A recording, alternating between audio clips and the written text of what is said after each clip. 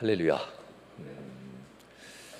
오늘은 여러분과 함께 귀한 말씀을 나누게 됨에 또한 감사를 드리고, 이 말씀이 여러분 삶에 또 다른 시작, 또 다른 기회가 될 수 있길 바랍니다. 인생에 있어서 항상 중요한 것들이 있습니다. 시작보다 더 중요한 것은 새로운 시작에게 주어질 기회를 놓치지 않는 거죠.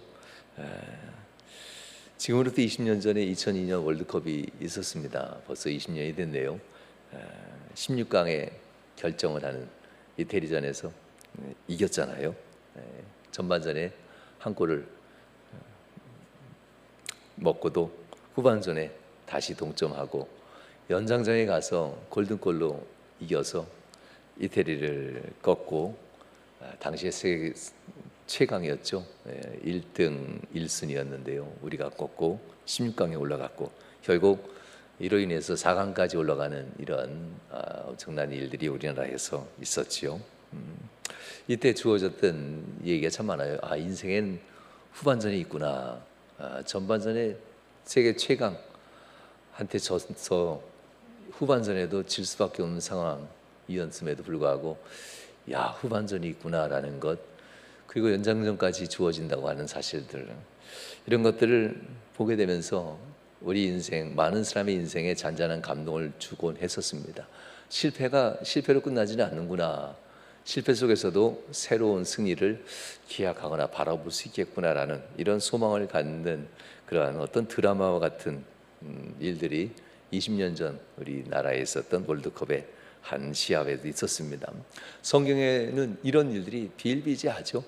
성경에 나와 있는 수없이 많은 인물들이 전반전과 후반전, 인생에 주님을 만날 때와 주님을 떠났을 때, 때론 주님을 잘 모르고 살았을 때와 주님을 만나고 살았을 때, 이때 인생들이 얼마나 많이 바뀌는가를 성경은 참 많이 얘기하고 있습니다. 마치 축구와 같이 우리 인생이 그런 것 같습니다. 종종 인생의 전반전에 하나님을 모르고 살 때 내심 의지하고 내 가지고 있는 권력, 권세 이런 거 의지하고 살았을 때가 있었죠. 물론 예수 안 믿는 사람만 그렇게 사는 건 아닙니다. 예수 잘 믿는다는 사람도요, 사회 나가면 자기의 출세와 성공, 재력 이런 걸 더 의지하면서 사는 성도들이 그냥 사회 나가면 비일비재해요. 물론 돈이 좋긴 좋아요. 힘도 있고요. 하지만 돈이 신이 되면 안 되겠지요. 돈은 하나님이 여러분에게 준 유용한 하나님의 선물일 뿐, 돈이 우상이 되거나 보물이 되면 절대 안 됩니다. 오직 우리의 마음의 유일한 신은 하나님이고, 우리의 가장 최고의 보물은 예수 그리스도가 된다는 사실을, 이건 교회 와서만 고백하는 것이 아니라 생활에서도 이 삶 자체가 일어나야 되지 않겠습니까? 인생에 있어서 바로 이와 같은 겁니다. 하나님 앞에서 인생의 전반전을 때로는 실패하고 후반전에 하나님 앞에 쓰임받는 사람이 있고요. 어떤 사람은 인생의 전반전은 하나님 앞에 정말 헌신을 잘하다가 인생의 후반전은 세상 사람들처럼 사는 그러한 그리스도인도 있고요. 어떤 그리스도인은 우여곡절도 많지만 하여튼 이리 뛰고 저리 뛰고 심장도 터질 만큼 힘들었는데도 전반전도 승리하고 후반전도 승리하는, 그래서 이런 사람은 연장전이 필요 없죠. 이미 전반전 후반전 다 승리했는데 왜 연장전을 가요? 이런 사람은 굳이 연장전까지 가서 온몸이 만신창이가 될 만큼 힘든 인생을 살 필요가 없습니다. 이런 사람들도 성경에 등장합니다. 먼저 우리가 한 사람, 넘어졌다가 다시 일어나서 승리했던 후반전의 사람 한 사람 우리 기억해야 되는데요. 가장 유명한 사람이죠. 모세. 후반전의 사람입니다. 전반전의 모세의 인생은 그리 훌륭한 인생은 아니었지요. 모세의 전반전 인생은 이런 겁니다. 태어나면서부터 100일도 안 돼서 죽음이 예약된 사람. 그래서 100일 안 돼서 아기 울음소리가 바깥으로 나가는 순간 이 아이는 나일강에 던져질 그런 운명에 처하면서 태어난 아이가 모세라고 하는 이 어린아이입니다. 그러니 그게 어디 있어요? 그런 운명이 어디 있어요? 나면서부터 이미 죽을 운명으로, 하나님이 정한 것도 아니에요. 세상 권력자가 정해놓고 너는 못 살아 하면서 죽이는 거니까요. 이 권력자 앞에 무기력한 한 가장, 무기력한 집, 가족들, 아무런 힘도 대항도 할 수 없었던 어린아이였던 이 모세, 전반전은 정말 비참했습니다. 그럼에도 불구하고 그의 전반전에 생각보다 비참함이 빨리 끝나는 듯 했습니다. 이렇게 나오죠. 출애굽기 2장 10절과 12절 말씀에 이런 얘기가 나옵니다. 그 아이가 자라매 바로의 딸에게로 데려가니 그가 그의 아들이 되니라. 그가 그의 아들을 모세라 하여 이르되 이는 내가 그를 물에서 건져내었음이라 하였더라.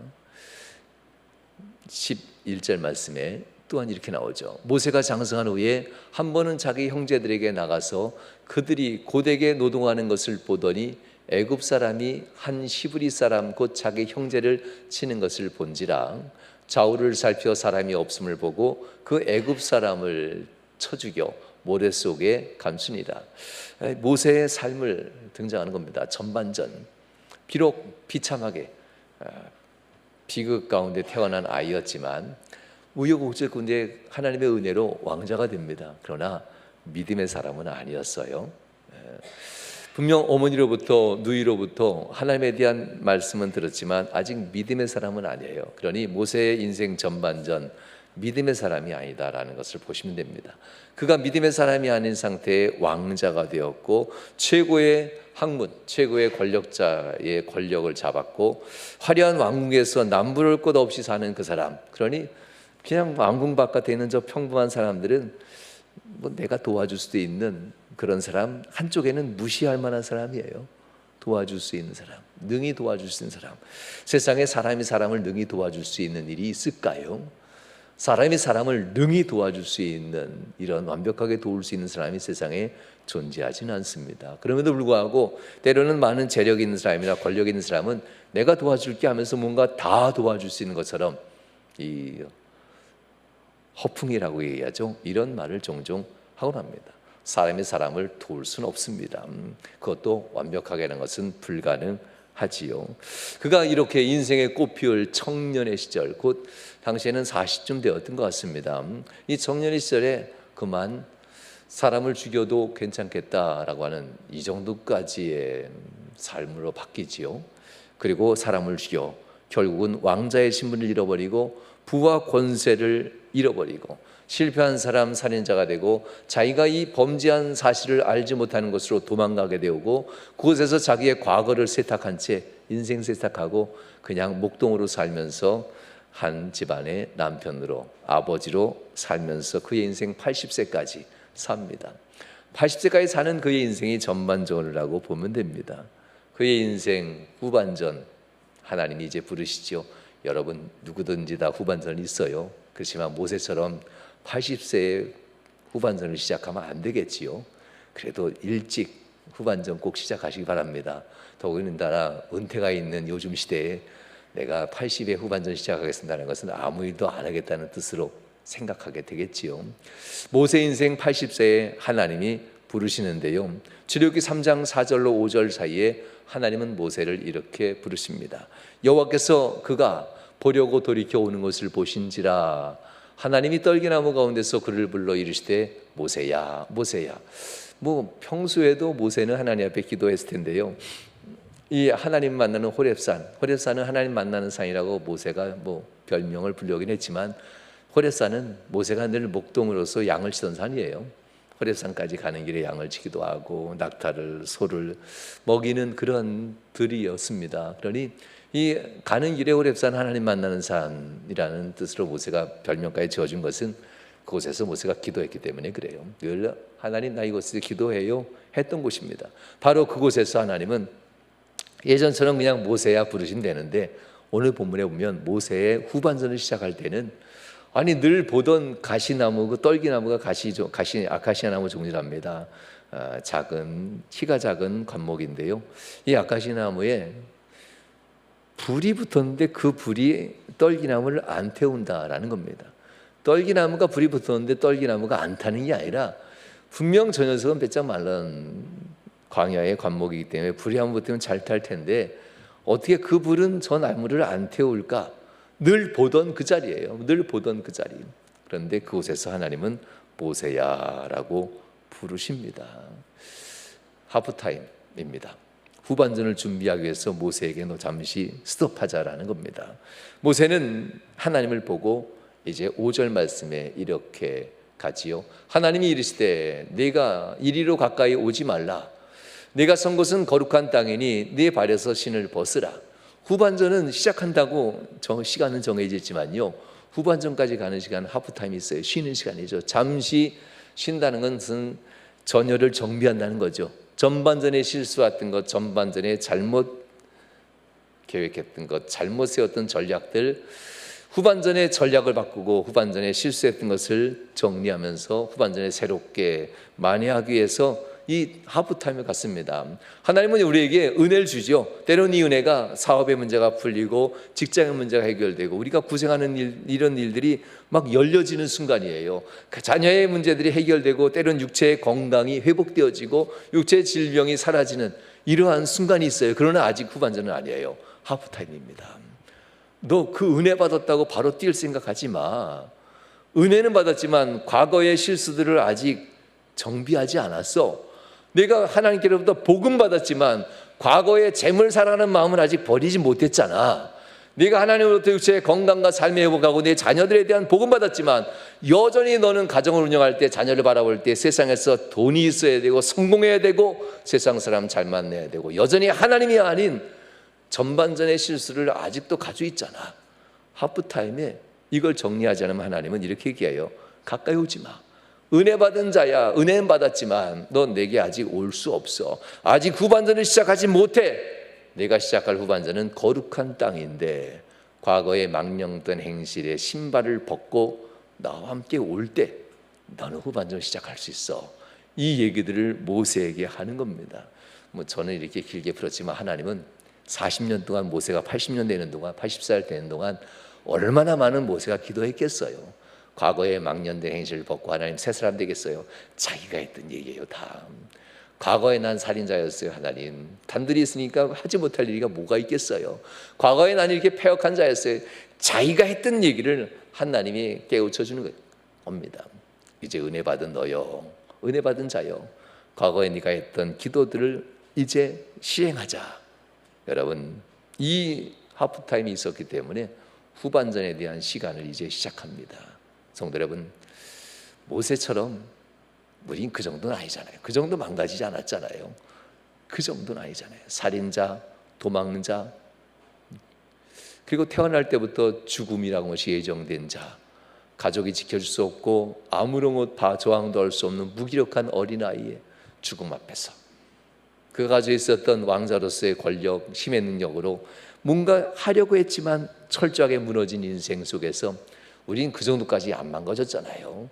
도망가서 광야 어디 구석탱이에서 한 농부의 일꾼으로 들어갔다가 그 집에 딸과 결혼하고 그저 그렇게 인생 끝나는구나. 내 인생 전반전에 더 이상 후반전에 나을 게 있겠어. 이 정도만 해도 감사해야지. 이 정도로 내게 이런 아내만 준 것도 감사하고 내게 이런 남편 만난 것도 감사하고 내가 이 정도 집안에서 사는 것만 해도 감사해야지. 나 같은 자가 아들, 딸 있는 것도 감사.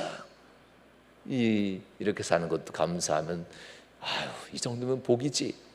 하나님은 택도 없는 소리 하지 말라 합니다. 너 그렇게 살려고 내가 만든 거 아니야. 40년을 더 기다리신 후에 하나님이 모세를 만난 겁니다. 여러분, 정말 잃어버린 세월을 만회하는 것이 아니라 그보다도 찬란한 인생의 빛나는 생애를 하나님은 모세에게 주십니다. 인생은 짧습니다. 그러나 언제든지 하나님은 인생을 바꾸실 수 있습니다. 여러분, 인생의 후반전 없는 분들이 있어요. 이제 은퇴할 나이가 됐다고. 아니, 이분들은 인생의 후반전이 없다고 자꾸 얘기해. 그럼 어떻게 해요? 제가 얼른 천국으로 모셔다 드려야 될 것 같기도 하고. 하나님이 부르시기 전까지는 인생의 후반전은 끝나지 않았어요. 모세 때는 은퇴는 없어요. 요즘 시대에 세상에 은퇴하니까 신앙도 은퇴하는 걸 다 생각하는데요. 신앙의 은퇴가 어디겠어요? 요즘 70, 80 되셔도 사업하고 직장생활 하시잖아요. 앞으로 10년쯤 되면요 90, 100세에도 직장생활 한다고 얘기가 나올 것 같아요. 그렇죠? 벌써부터 70대, 80세도 일한다니까 여러분들이 살아가는 세월에 더 나아지면 나아졌지 부족하지는 않을 것 같단 말입니다. 그러니 세상 사람 은퇴 얘기할 때 신앙의 은퇴에 대해서는 택도 없는 소리 하면서 정리하셔야만 해요. 모세 80세 하나님 부르실 때 하나님 내 나이를 보세요. 나 같은 자가 뭐합니까? 내가 뭐합니까? 이 내 처자 꼴 좀 보세요. 이렇게 얘기했지만 하나님은 아니야, 네가 어때서? 네가 문제냐? 내가 있는데 하면서 모세를 하나님은 쓰십니다. 사랑하는 여러분, 하나님은 여러분에게도 인생의 후반전에 기회를 주십니다. 인생의 전반전의 인생이 아무리 힘들게 보냈어도, 때로는 후회스러운 삶이나 고통스러운 인생이 있어도 하나님 앞에서 탐탁치 않은 자기의 삶을 보더라도 이제부터 하나님 앞에 기도하고 또 기도하면 하나님은 여러분에게 인생의 후반전의 시간은 반드시 허락합니다. 그러나 중요한 것은 인생의 후반전이 시작했다고 해서 모두가 다 전반전을 만회하는 게임을 하지는 않아요. 모두가 다 전반전보다 못한 인생의 후반전을 사는 인들이 진짜 많아요. 그 실력이 어디 가나요? 그 생각, 그 실력이 어디 가요? 그러나 전략을 바꾸고 상황을 바꾸면 후반전도 엄청나게 달라집니다. 감독에 따라서 꼴찌 되는 팀이 1등도 되잖아요. 여러분에겐 하나님이 계십니다. 인생의 전반전에 힘들고 어려운 순간을 보냈어도 하나님은 전략을 가지고 계셔요. 우리를 만드신 목적은 하나님께 있습니다. 그래서 모세에게 출애굽기 3장 8절 10절에서 이렇게 얘기합니다. 내가 내려가서 그들을 애굽인의 손에서 건져내리라. 너 왕자였을 때 네가 칼로서 건져낼 거라고 착각했지. 돈 좀 있다고 해서 네가 뭐 교회를 어떻게 할 거라고, 네가 돈 좀 있다고 해서 세상을 어떻게 할 거라고, 네가 세상에 권력 좀 있다고 해서 뭔가 바꿀 수 있다라고 너 생각했었지. 내가 그거 이제 너에게 해줄게 라는 겁니다. 전에는 돈과 힘과 권력, 칼이 아니라 내가 그 소원 이제 들어줄게. 너 나를 다룰 수 있겠니? 모세의 후반전에 하나님 이렇게 부른 겁니다. 내가 내려가서 네가 소원했던 40년 전 소원했던 그것, 그들을 애굽인의 손에서 건져내고 그들을 그 땅에서 인도하여 아름답고 광대한 땅, 젖과 꿀이 흐르는 땅, 내가 너희들에게만 주기로 했는데 이놈들이 몰래 들어와서 주인의 허락도 안 받고 살고 있는 이놈들이 있는데, 그놈들이 이놈들이야 가나안 족속, 헷 족속, 아모리 족속, 브리스 족속, 히위 족속, 여부스 족속, 이 녀석들에게 나는 허락한 적 없는데 땅이 비었다고 들어와서 살고 있다. 나는 내 아들과 딸들 너희에게만 허락했어. 이제 그들을 쫓아낼 거고 그 땅에 너희를 살게 해줄 거야. 그러면서 이렇게 얘기합니다. 모세에게 사명을 주죠. 이제 가라. 이스라엘 자손의 부르짖음이 내게 달하고 애굽 사람이 그들을 괴롭히는 학대도 내가 보았으니 이제 내가 너를 바로에게 보내어 너에게 내 백성 이스라엘 자손을 애굽에서 인도하여 내게 하리라.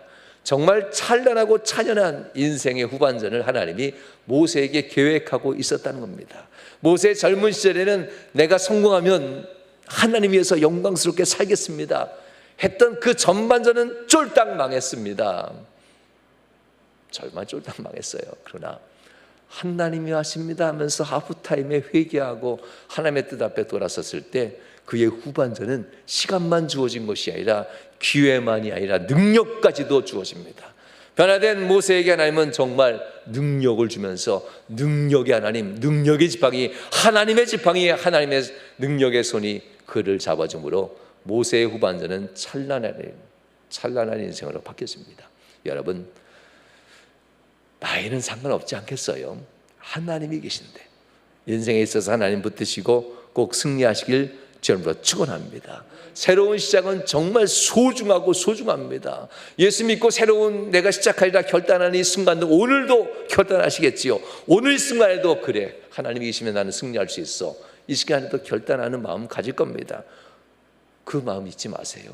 나가서 세상 사람한테 홀딱 뺏기지 마시고, 나가서 사단마귀한테 홀딱 뺏기지 마시고, 주님이면 충분하다는 이 마음 꼭 붙잡고 하나님 앞에 서시고 하나님의 주신 기회들을 소중하게 여기고 하나님의 능력과 함께 승리하는 주인공이 되시길 주님으로 축원합니다.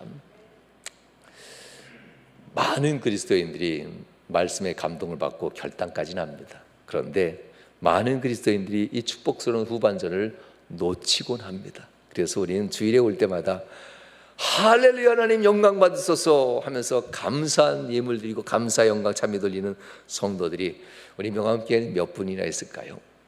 정말 할렐루야 영광 받으소서 하면서 아멘 좀 해주셔야지 내가 실망하지 않죠. 우리 명함교회 성도들 얼마나 있을까요? 아멘. 그렇게 하셔야죠. 뭐 기대라도 가지고 희망이라도 가지고 아멘 하셔야죠. 소원이 있어서 왔어요? 문제가 있어서 왔어요? 힘들고 괴로워서 왔어요. 하나님, 별 면목이 없어요. 물론 하나님은 다 품어주는데 그래도 주의 능력으로 내가 이뤘으리 하면서 매주마다 결단하면 그래도 일주일 정도는 내내 승리하다가 와서 주님 할렐루야 하는 52주 중에 한 주 이상은 있어야 되지 않겠어요?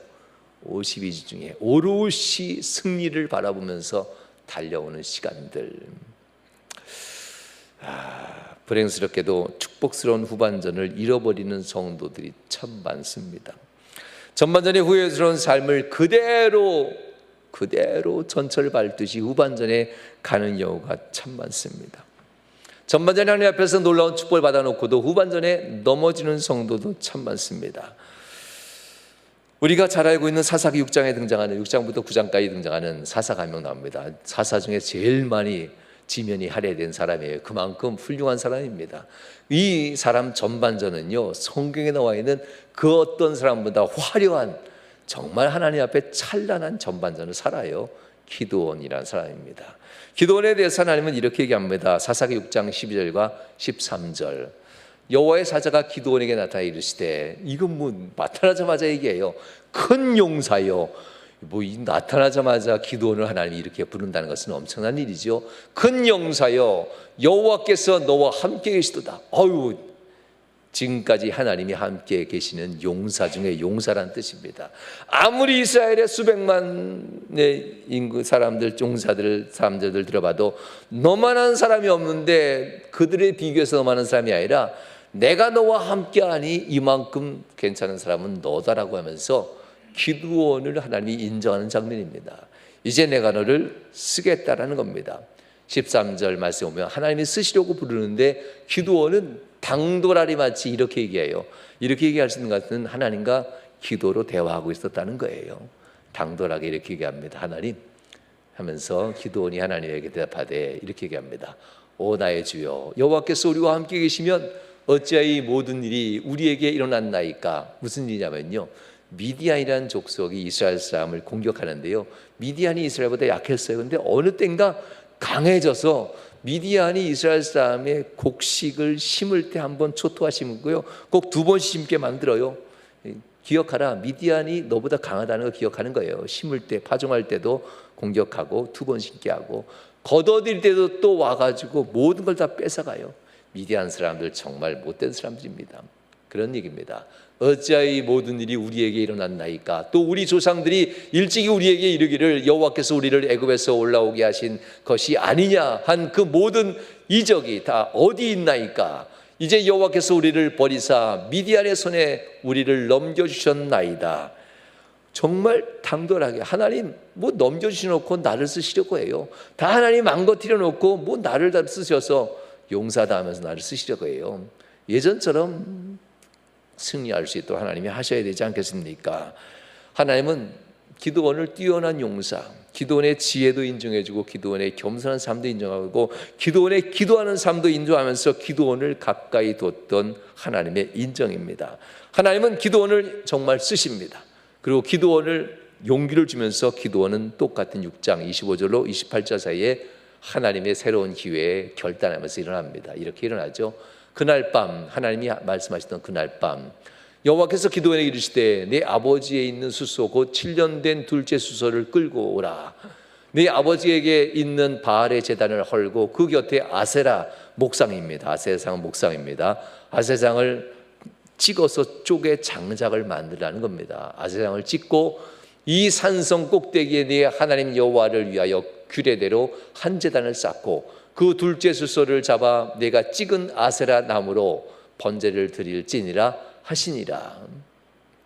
이에 기드온이 종 10사람을 데리고 실행합니다. 여호와께서 그에게 말씀하신 대로 행하되 그의 아버지의 가문과 그의 성읍 사람들을 두려워함으로 이 일을 감히 낮에 행하지 못하고 밤에 행하니라. 그 성읍 사람이 아침에 일찍 일어나 본즉 바알의 제단이 파괴되었으며 그 곁에 아세라가 찍혔고 새로 쌓은 제단 위에 그 둘째 수소를 드렸는지라. 기드온은 정말 용사가 맞습니다. 아버지로부터 모든 사람이 하나님을 섬기면서도 실제로 삶은 돈의 신 바알을 좋아하고 성적인 유혹, 쾌락의 신 아사라를 섬기는 사람이에요. 그러니 지금 시대와 비슷하지 않나요? 돈과 성적인 쾌락을 두 개를 다 좋아하는 시대. 하나님이 주신 복을 그렇게 쓰니까 하나님은 그들을 철저하게 파괴시키는 겁니다. 결국 그들은 이 두 가지를 섬기고 있는 그들 한가운데서 기드온이 찬연히 일어나서 그 아버지가 바라본 돈을 좋아하는 돈을 쪼개버립니다. 부숴버립니다. 아버지가 얘기했던 아무리 봐도 아버지는 착하게 살으라, 선하게 살으라, 깨끗하게 살아면서 지는 더럽고 추하게 사는 아버지의 모습을 쪼개버립니다. 그러면서 이 기드온은 이 일을 감행합니다. 그러나 아버지만 그러면 아버지한테 낮에 할 텐데 큰아버지도 그러고 작은아버지도 그러고 당숙네도 그러고 외삼촌네도 그러고 집안 모두가 다 그 모양으로 다 성리하고 있으니 내가 혼자 나섰다가 내가 맞아 죽겠어요. 그러니 언제 했다고요? 밤에 몰래 했다고 합니다. 그나마 했잖아요. 성도 여러분, 여러분 집안은 어떻습니까? 여러분 집안에 과연 여러분의 아들들이 거룩하고 정결하고 깨끗하고 오직 재물이 아닌 하나님만 보고 바라보고 자라는 그런 아들들이 될 수 있을까? 아버지가 아니면 하나님은 그 아들을 들어서도 쓰는 것 같아요. 그 아들을 들어서 하나님은 쓰십니다.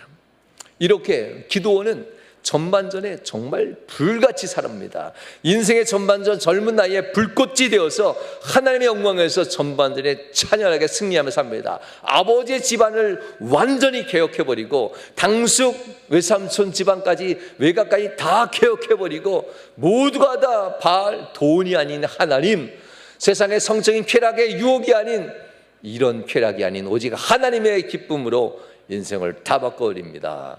그래서 이 기드온은 한 민족의 영광스러운 삶으로 그의 인생이 바뀝니다. 그래서 모든 사람이 기드온을 영웅으로 대접할 정도였습니다. 기드온에게 와서 모든 이스라엘 사람들, 아버지의 그 식솔들, 친인척까지 다 와서 얘기합니다. 우리를 다스려 달라고. 당신 같은 사람이 있어야 절대 우리는 흔들리지 않고 돈과 쾌락의 유혹에 흔들리지 않을 거니까 당신이 좀 지켜달라고, 다스려달라고. 그리고 당신의 아들들이 우리를 지켜달라고. 왜냐하면 기드온의 아들들이 최소 70명입니다. 세겜에 가면 세겜에까지도 가면 그곳에 아들들이 있었으니 더 많아 최소 70명 이상이었습니다. 그러니 기드온의 아들들이 70명이니 70명이 아버지의 멋진 신앙을 보고 있었으니 70명이 이스라엘의 전국에 흩어져서 우리를 지켜준다면은 그 어떤 유혹에도 우리는 흔들리지 않을 겁니다. 그러니 당신과 당신의 아들들이 우리를 지켜주소서라고 합니다. 이스라엘 사람은 점점점 나은 삶을 삽니다. 기드온과 그의 아들들도 점점점 나아지는 삶을 삽니다. 전반전은 이렇게 훌륭한 삶을 삽니다. 그러나 전반전 끝에 가서 무슨 일이 있었냐면요, 이스라엘 백성들에게 얘기합니다. 아말렉과 싸우고 난 후에 너희들이 그들로부터 얻은 금반지, 금고리, 금 목걸이, 팔찌를 다 가져오너라. 그러더니만 그거 갖다가 녹여서 뭘 만드냐면요, 에봇이라는 것을 만들어요. 이렇게 조끼 같은 옷이에요. 에봇은 누구만 입을 수 있냐면요, 제사장만 입을 수 있어요. 대제사장만. 하나님의 성전에 성막에 들어가는 대제사장만 입고 하나님의 뜻을 물을 때 이 옷을 입고 들어가요. 모든 민족을 대표해서, 이스라엘 12지파를 대표해서 내가 하나님 앞에 뜻을 물어갑니다 할 때 목숨 걸고 입고 들어가는 겁니다.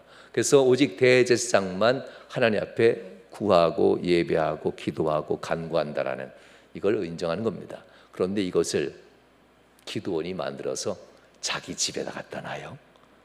뭘 의미하냐면 인생 전반전 끝날 때쯤 되니까 보니까 내가 대제사장보다 내가 예배하는 게 더 나아 보여.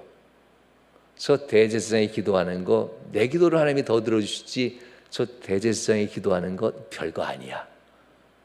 설교도 탐탁치 않고 내 말을 더 잘 따라. 이게 이제 음란한 에봇을 만드는 과정입니다. 아무리 봐도 내가 더 잘났어. 아무리 봐도 내 기도가 더 낫고 아무리 봐도 내 말을 더 따르는 사람이 더 많아. 이게 음란한 에봇을 만드는 과정입니다.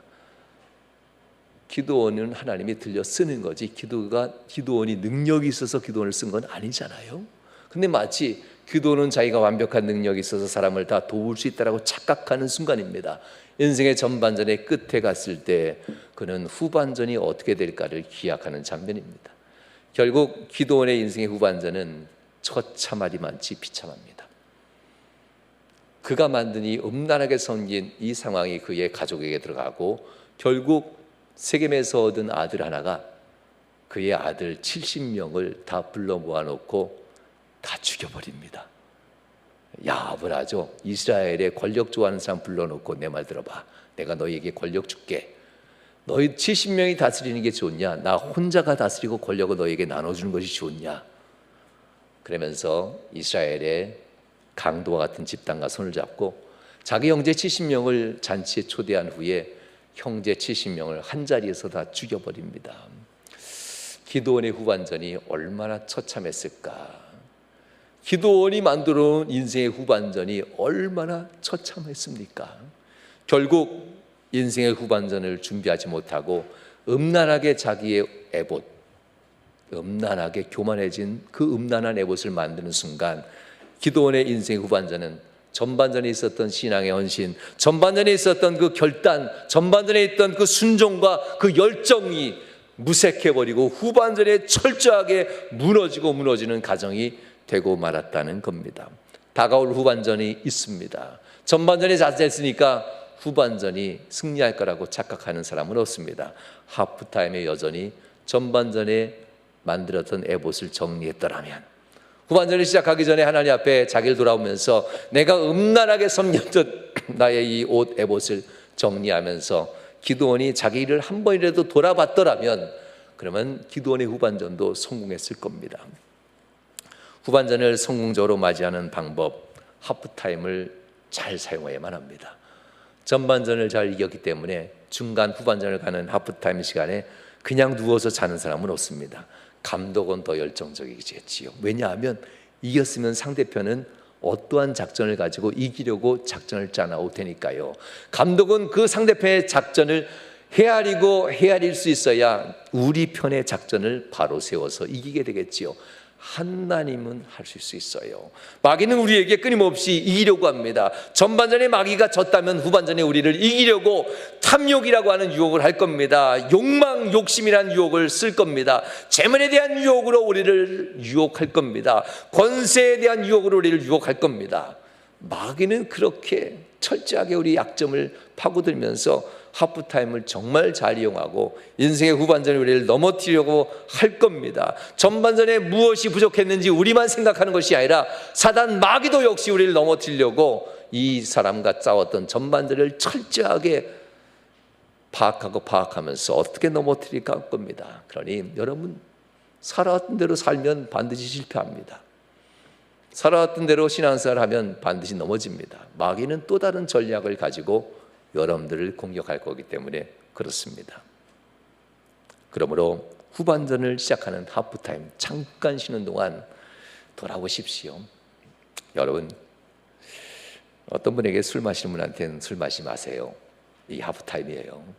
담배 피는 분한테도 제가 건강해서 끊으셔야죠. 하프타임이에요. 아직 시작 안 했어요. 잘못된 습관들이 있으면 하지 마세요. 개인적으로 만나면 이제 얘기하는 데 있어요. 하나님 앞에 올바른 삶에 대해서 이거 하셔야 됩니다라고 하는 것도 하프타임이에요. 이 하프타임의 작전들을 받아들이면 새로운 시간이 주어졌을 때 똑같이 전반처럼 망하지 않을 겁니다. 새로운 후반전이 주어졌을 때 여러분들은 기회를 붙잡을 것이고 하나님과 함께 동행하게 될 겁니다. 일생일대의 변화를 보게 될 겁니다. 그런 의미에서 인생의 전반전과 후반전을 멋지게 승리한 사람이 있어요. 다윗입니다. 여러분 이 다윗의 전반전과 후반전, 다윗의 나쁜 점을 보면요, 전반전은 10년 넘는 생활 동안 사울 왕으로부터 도망 다녀야 했고 처참하리마치 비참한 삶을 살아요. 그러니 전반전이 그리 좋은 건 아니에요. 항상 뛰어다녀야 됐어요. 그리고 숨이 턱까지 차오르고 심장은 터질 듯 맨날 펌프치려고 도망은 다녀야 되고 뭘 먹어야 될지 뭘 해야 될지 광야에서 도망 다니던 다윗의 삶이에요. 근데 중요한 것은 전반전의 마무리를 승리로 마무리했다고 하는 것. 결국 다윗이 왕이 되고 다윗이 복을 받아요. 그런데 전반전은 다윗에게 갈 때 숨이 턱에 차올 만큼 고난한 사람이 아니라 하나님이 그를 인도했고 하나님이 그를 왕 삼아준 전반전의 승리자. 후반전은 또 승리를 얘기하기에는 좀 어렵죠. 후반전도 역시 다윗은 타락해요. 그래서 음란한 유혹에 들어가서 바세바라는 여인과 간음을 하고 바세바의 남편 우리아를 죽이고 감추려고 하지요. 그러나 하나님 앞에 감추는 것이 어디 있어요? 다 드러나고 결국 다윗은 하나님 앞에 회개의 눈물하죠. 일주일 동안 식음을 전폐하고 자기의 침상에 다 젖어갈 만큼 울고 또 울고 하나님 앞에 내가 하나님 구원하지 않으면 난 죽습니다 하면서 하나님 앞에 회개하죠. 하나님은 다윗을 안 버리고 내 마음이 아픈 자라 하시면서 다윗에게 하나님은 천년의 복을 약속하는 장면이 후반전에 다시 한번 나오고 그의 아들들이 왕위를 잇게 되지요. 후반전에도 다윗은 죽을 만큼 힘들었어요. 아니 죽어야 될 만한 죄를 졌어요.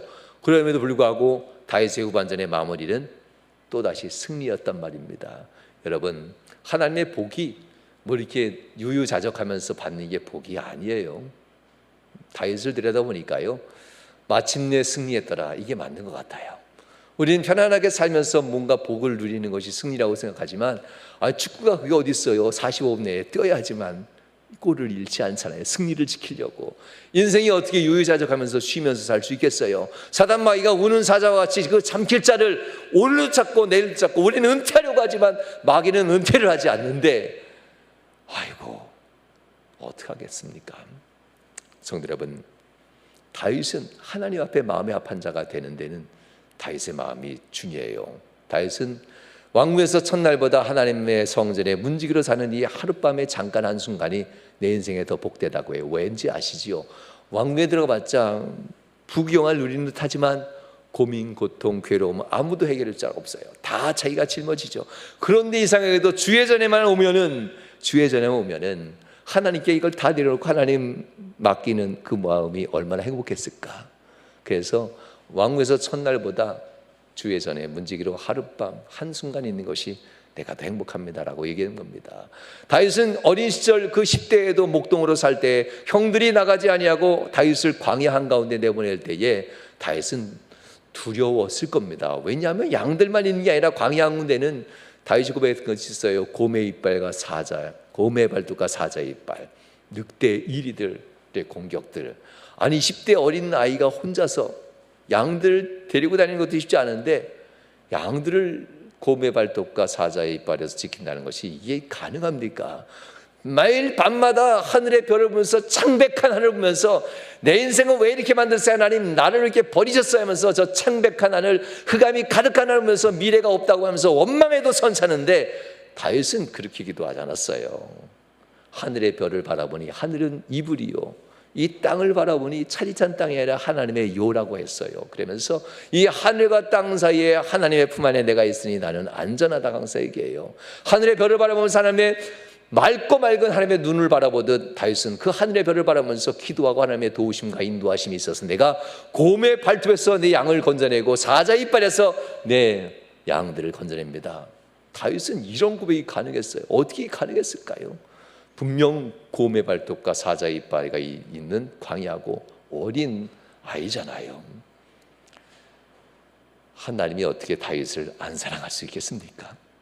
철저하게 하나님을 의지했는데 그의 전반전과 후반전이 그래서 두려움 한가운데 살지만 하나님이 나를 인도하신다는 믿음이 있었기 때문에 똑같이 두려움은 옵니다. 내가 하나님 믿습니다 한다고 곰의 발톱이 없는 건 아니에요. 오지요. 내가 하나님 믿습니다 한다고 해서 오늘 밤 사자가 안 오는 건 아니에요. 사자가 와서 이빨로 덮치듯 공격을 합니다. 전반전 내내 뛰면서 숨이 목까지 차오르고 심장은 터질 것 같지만 여전히 내가 뛰는 이유는 지지 않으려고.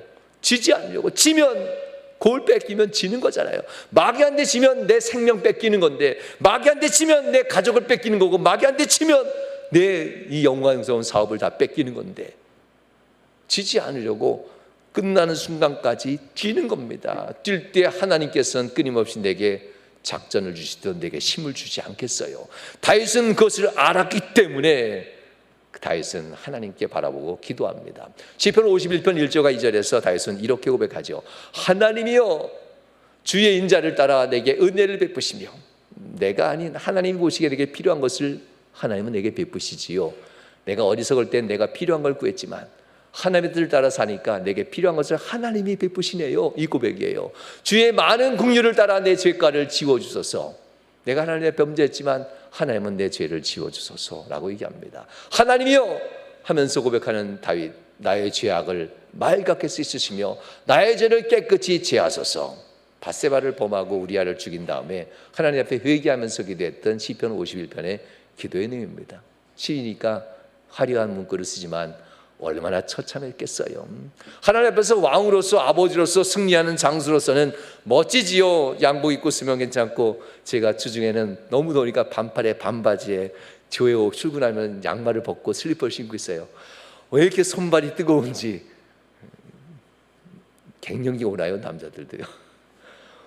양말까지 벗고 앉아 있어요. 그냥 여기 설 때 이렇게 양복 입고 있지만요. 못되고 추하다 얘기하지 마십시오. 그냥 주중에는 편하게 있을 수 있으니까요. 다윗은 어떤 사람이었을까? 왕으로서 있을 때, 장수로서 있을 때, 멋진 아버지로 있을 때, 사람 앞에 나타날 때 진짜는 하나님 앞에서는 다윗은 그런 모습 아니었어요. 다윗은 철저하게 망가진 남자였어요. 하나님 앞에서는 다윗은 철저하게 성공한 사람이 아니라 하나님 앞에서는 초라하고 비참한 한 남자로서 하나님, 나 이런 사람이에요. 하나님 없으면 오늘도 죄 앞에서 넘어지고 오늘도 죄악 가운데 내가 신음하는 그런 불쌍한 남자에 불과합니다. 하나님, 이 인간 하나님 없으면 어떡합니까? 3절에 51절 3절에 이렇게 얘기합니다.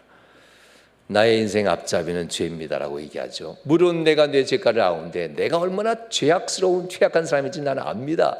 내가 하나님을 따른다면서 내 인생의 앞잡이는 죄입니다라고 하지요.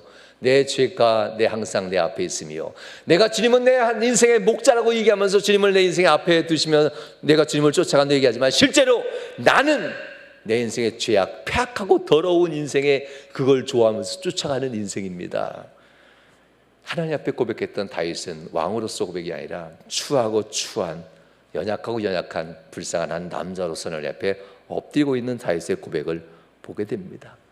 하나님 앞에 이렇게 서니 하나님이 다윗을 어떻게 이렇게 했겠죠. 너 나 아니면 죽겠구나.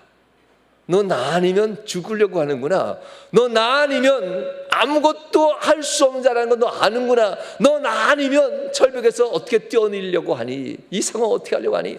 하나님이 다윗을 얼마나 긍휼히 여기고 얼마나 불쌍히 여기는지 다윗이 했던 이 기도를 통해서 알 수가 있습니다. 여러분, 잘난 것 가지고 기도하지 마시고 처참하지만치 부족한 나를 놓고 하나님 앞에 기도하셔야 하나님이 붙듭니다. 마침내 다윗은 오늘 본문 시편 131편 1절과 2절에서 다윗은 이런 멋진 고백을 합니다. 여호와여, 내 마음이 교만하지 아니하고, 후반전입니다. 이건 후반전이에요. 돌아와 봤으니 하나님, 내가 교만할 게 하나도 없네요. 하나님이 다 하셨습니다 하는 겁니다. 내 눈이 오만하지 아니하며, 전에는 힘 좀 들어가서 좀 벌었다고 좀 됐다고 눈이 오만했는데 알고 봤더니 하나님이 다 하신 거네요. 내 눈이 오만하지 않아요. 후반전이 되면 될수록 더 견고해지잖아요.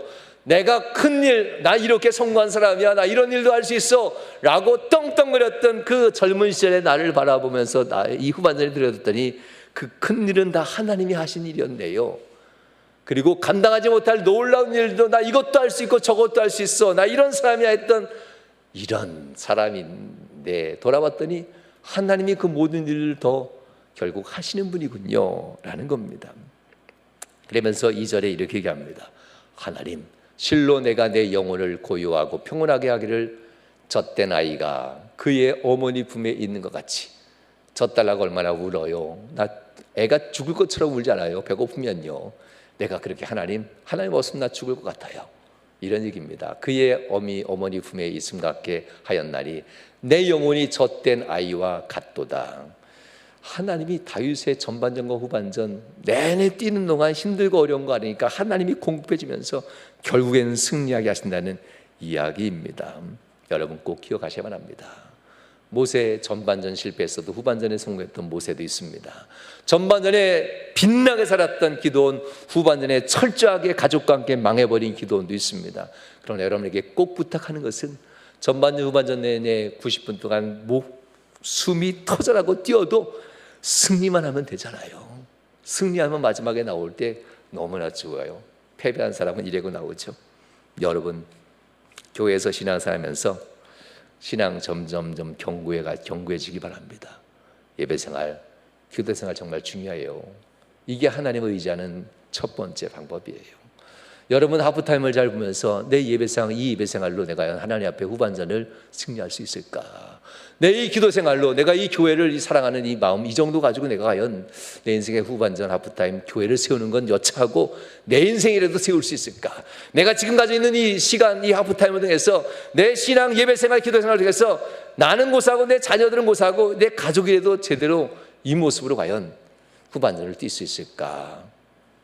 이 하프타임을 잘 돌아오면서 물질에 대해서, 세상의 안락과 쾌락에 대해서, 인생에 대해서 다시 한번 재정비하셔서 모세나 기드온처럼 둘 중에 하나 실패하지 마시고 다윗처럼 전반전 후반전 모두 다 하나님이 인도하시고 하나님이 승리를 주시는 복된 성도도 되시길 주님으로 축원합니다.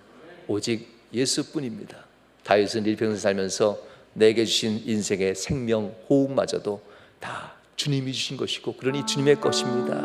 내 삶의 왕궁의 편안함과 위로가 아닌 내 삶의 진정한 평화와 위로는 오직 주님만이 계실 때 가능했습니다. 다윗은 이렇게 고백하면서 평생 살지요, 나의 계획이 아닌 주님의 크신 계획에 있으니 내가 승리할 수 있었습니다. 다윗은 고백합니다. 우리 함께 주님과 함께 동행하는 마음으로 이 찬양 함께 하나님 앞에 고백하며 내 인생의 전반전과 후반전 주님 앞에 승리하기 소원합니다. 함께 찬양드리겠습니다. 은혜 아니면 살 수가 없네. 은혜 아니면 살아갈 수가 없네. 복음마저도 다 주의 것이니 세상 평안과 위로 내겐 없어도 예수, 오직 예수뿐이네. 그 신계획 다 볼 수도 없고 그 신계획 다 볼 수도 없고 작은 고난에 지쳐도 주께 묶인 나의 모든 삶 버티고 견디게 하시네.